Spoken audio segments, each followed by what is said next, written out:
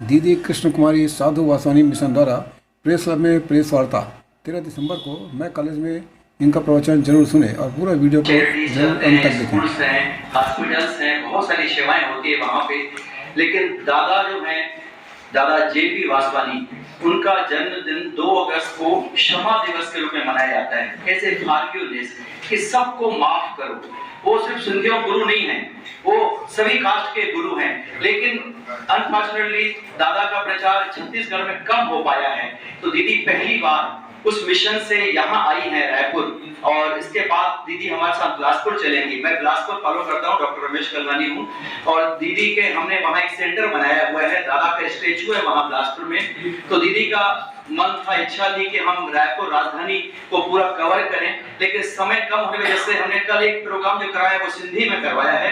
Otherwise हमने बिलासपुर में हिंदी में प्रोग्राम रखवाया है दीदी का, कि सबके लिए है। तो जो बड़े दादा हमारे साधु वासवानी मिशन, जिनके नाम से ये मिशन चलता है, वो अपना जन्मदिन शाकाहारी दिवस के रूप में मनाते हैं। और छोटे दादा, दादा JP वासवानी, उनका जन्मदिन जो है वो क्षमा दिवस के रूप में, फॉरगिवनेस, मैंने सबको माफ कर दिया, मैंने सबसे माफी ले ली। I love all, I forgive all. मैं सबको माफ करता हूँ, सबसे प्यार करता हूँ। मुझे नहीं पता मेरी गलती है कि आपकी, बेटे की गलती है कि बाप की, बहू की गलती है कि सास की, जो भी है, पर सबको माफ करो, चलते आओ। एज ए डॉक्टर मैं समझता हूँ बीमारियों का मेन कारण जो है तनाव, क्रोध, गुस्सा, जलन, ये सब चीजें जो है वो सब इन्हीं चीजों डेवलप होती है, नॉनवेज खाने से और गुस्सा करने से। BP और बहुत सारी बीमारियां हैं, जैसे नॉनवेज खाने से हमारे शरीर में बहुत नुकसान होता है। तो बहुत सारे ऐसे पॉइंट्स हैं जिस पर दादा के प्रचार प्रसार गुजरात, महाराष्ट्र और अवार्ड में, फॉरेन में बहुत ज्यादा फॉलोअर्स हैं दादा के। और वो प्रचार प्रसार अब जो राजस्थान में नहीं हो पाया था, दीदी अभी 40-50 साल बाद गई थी और पहली बार यहाँ छत्तीसगढ़ में आई है। बहुत हमारा स्वागत करिए तालियों से कि दीदी पहली बार आज हमारे छत्तीसगढ़ में और रायपुर राजधानी में आई है, कि यहाँ के लोगों को भी दादा का पता लगे कि दादा का मोटिव क्या है और वो क्या चाहती हैं। मैं भी दादा का फॉलोअर अभी 20 साल से बना हूँ, मैंने अपने आप में बहुत सारे चेंजेस देखती हैं। आपको ऐसा लगता नहीं कि उनके विचारों को दूसरे भाषा के लोगों को भी जानना चाहिए, समाज के लिए हितकारी होगा? एक छोटे से हिस्से में ही आप लोग केंद्रित हो जा रहे हैं, जबकि विचार आपके पूरे विश्व स्तर के हैं। क्योंकि फर्स्ट विजिट था तो कोई हमें पहचानता नहीं है। अभी आपके हेल्प से हम सारे रायपुर को पहुंचना चाहते हैं। आप में बहुत शक्ति है, आपके ऊपर एक बाजू में एक हाथ शक्ति, दूसरे हाथ, जिसके पास शक्ति होती है उसके पास क्या होता है? जिम्मेदारी। आपके ऊपर एक बहुत जिम्मेदारी है। आप जरूर रोज नेशनल न्यूज तो जरूर देना है, इंटरनेशनल न्यूज जरूर देना है, लेकिन पॉजिटिव न्यूज, सकारात्मक न्यूज, वो भी जरूर देना है। आजकल हमारी स्थिति नकारात्मक हो गई है और उसको उस बदलाव लाने में आपके ऊपर वो बहुत बड़ी जिम्मेदारी है। क्योंकि जो हम सुनते हैं, जो हम पढ़ते हैं, जो हम देखते हैं, उसका हर एक पर बहुत असर पड़ता है। हम ये मानते हैं कि जो हम देखते हैं उसकी संभाल करना चाहिए, जो सुनते हैं और जो पढ़ते हैं। जैसे हम अपने शरीर की कितनी संभाल करते हैं, डाइट फूड, हेल्दी फूड वो खाते हैं, लेकिन अगर हमको अपने आत्मा की संभाल करनी है तो आत्मा के लिए क्या पोषण है, आत्मिक पोषण, उस पे ध्यान देना है। हमारे विचार कौन से हैं, क्योंकि जैसा हमारा विचार वैसे हमारे शब्द, जैसे हमारे शब्द वैसे हमारे कर्म। हमारा ये फर्स्ट विजिट है रायपुर में। हम साधु वासवानी मिशन, जिनके हेडक्वार्टर्स पूना में है, वहाँ से आ रहे हैं। हमारे मिशन के फाउंडर्स साधु वासवानी जी और दादा वासवानी जी है। साधु वासवानी मिशन 3 बातों पर उनका जोर रहता है। पहली बात है कल्टीवेट योर सोल,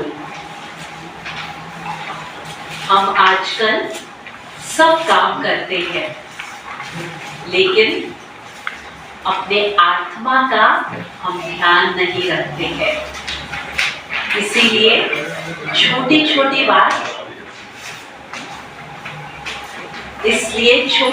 बात हमें डिप्रेस कर देती है, हम घबरा जाते हैं। हमारी आंतरिक शक्ति वो खुली नहीं है। हमें फिजिकल स्ट्रेंथ है, मेंटल स्ट्रेंथ है, लेकिन हमें मानसिक शक्ति नहीं है और आत्मिक शक्ति नहीं है। हमारे गुरुजी बोलते थे, आप धनवान बेशक ज्यादा हुए हैं, मानवान बेशक ज्यादा हुए हैं, लेकिन हमारी शांति वो कम होती जा रही है। सुविधाएं ज्यादा हो गई है, लेकिन शांति कम होती जा रही है, घटती जाती हो रही है। क्यों? क्योंकि हमारी आंतरिक शक्ति वो बहुत कम है। तो पहली बात जिस पर हम जोर देते हैं वो है अपने आत्मा की उन्नति करो। Scientific progress yes, technological progress yes, लेकिन सबसे बड़ा है आत्मा की उन्नति। यही संदेश भारत देश सारे विश्व को दे सकता है। अगर हम चाहते हैं कि भारत एक विश्व गुरु बने, तो फिर हमें अपनी आत्मिक शक्ति, आत्मिक उन्नति करनी है। और उसकी वजह से हम ये मानते हैं कि आत्मिक उन्नति सबसे ज्यादा स्कूल्स और कॉलेजेस में हो सकती है, क्योंकि बच्चे वो ही है जो इंसान जात के बीज है। हमारे गुरुजी के पास कई लोग आते थे और वे कहते थे, आजकल दुनिया की हालत कैसी है, ऐसी दुनिया के लिए कोई उम्मीद है क्या? आजकल देखो सब कुछ बढ़ता जा रहा है, भ्रष्टाचार बढ़ता जा रहा है, करप्शन बढ़ता जा रहा है, जहाँ भी देखो वहाँ दुख ही दुख है। और साधु वासवानी को उन्होंने आके कहा, क्या इस दुनिया के लिए उम्मीद है? और गुरुदेव ने उनसे कहा कि मुझे आप एक सेब ला के दो। वो सेब आता है और गुरुदेव वो सेब को काटते हैं। वो सेब जो था वो रॉटन था, वो बहुत खराब सेब था। और सबने गुरुदेव को बोला, खराब सेब को क्यों काटते हो, उसको तो आप फेंक दो। गुरुदेव ने वो सेब को काटा और सेब से जो बीज निकाले, गुरुदेव ने कहा कि अगर आप ये बीज बोओगे तो फिर नए सेब निकलेंगे। इसीलिए बच्चों को ध्यान दो। ये बच्चे हमारी उम्मीद है, वे एक नया भारत, एक नया विश्व, एक नई मानवता का निर्माण करेंगे। तो हमारा एम्फेसिस है कि बच्चों को हम सही शिक्षा दें, कैरेक्टर बिल्डिंग, जो उनके चरित्र को मजबूत करे। आजकल बच्चों को साइंस टेक्नोलॉजी तो आती है, लेकिन वो टेम्पटेशंस को मोड़ नहीं दे पाते हैं और इसीलिए वो वीक होते जा रहे हैं। तो बच्चों को ध्यान देना। और तीसरी बात जिस पे हम जोर देते हैं वो है सेवा।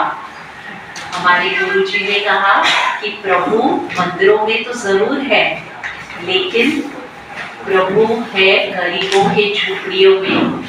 और भारत देश, India lives in the villages, गाँव में है। हर एक गांव में, हर एक झोपड़ी में प्रभु का निवास है। आप झोपड़ियों में जाओ, उधर जाकर आप सेवा करो।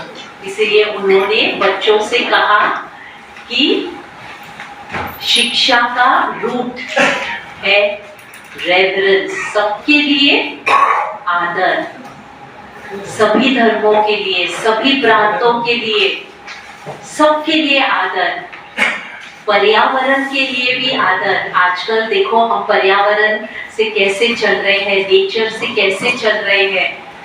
इसीलिए आजकल सारे दुनिया में क्लाइमेटिक चेंजेस हो रहे हैं, जानवरों से हम कैसे चल रहे हैं, उनको कत्लेआम करते हैं, उनका मांस हम खाते हैं। इसलिए हम अपने गुरुजी का जन्मदिन मीटलेस डे करके मनाते हैं। 25 नवंबर मांस रहित दिवस करके मनाते हैं। क्यों? पहले पर्यावरण की वजह से। अगर हमको पर्यावरण को बचाना है तो हमको वेजिटेरियन डाइट का उपयोग करना है। मांस से हमें दूर रहना है। दूसरे, दया के भावना से। कर्म का कानून तो हर के ऊपर रहता है। अगर हम दुख भेजेंगे तो दुख हमारे पास वापस आएगा। अगर हम औरों को पीड़ा देंगे तो वो पीड़ा हमारे पास वापस आएगी।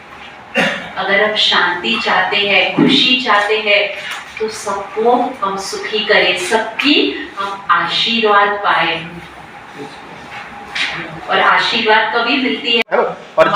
और जिस कार्यक्रम विशेष के लिए आप आए हैं उसकी जानकारी दें। हाँ,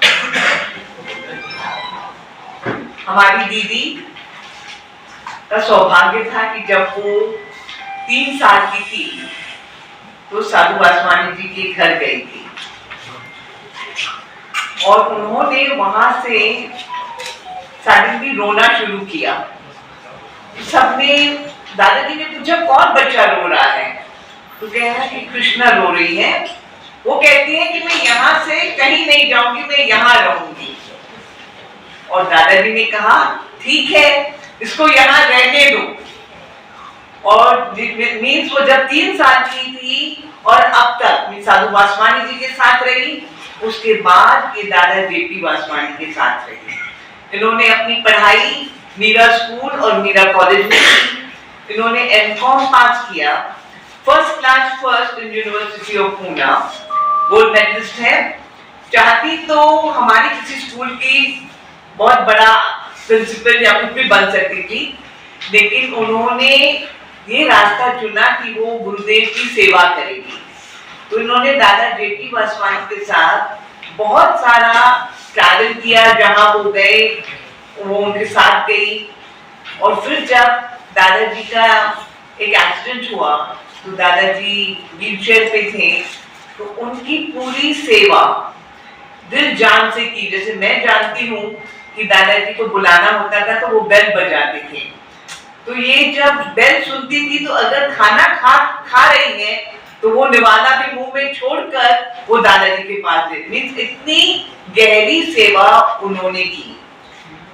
और मिशन के सभी कार्य कर रहे हैं, हमारे एजुकेशनल इंस्टीट्यूशंस, हमारे हॉस्पिटल्स, हमारी सेवा के कार्य, हमारे स्पिरिचुअल कार्य, क्योंकि अभी हम ट्रैवल कर रहे हैं, दादा का संदेश लेकर ये आगे जा रही है। इनका एक ही जीवन में लक्ष्य है कि वो दादाजी का मैसेज जितने जगह पर पहुंचा सके, जैसे पहुंचा सके, वो चाहे छोटा शहर हो या अब्रॉड हो, वो मोदी जी से मिलना हो या प्रेसिडेंट ऑफ इंडिया से मिलना हो, इनका एक ही लक्ष्य होता है। अभी अभी इनकी मुलाकात हमारे आदरणीय प्रेसिडेंट साहब से हुई। बस उनका यही होता है कि वो दादाजी के बारे में उनको बताए, दादाजी की मैसेज जहां तक पहुंचा सके वहां पहुंचाए।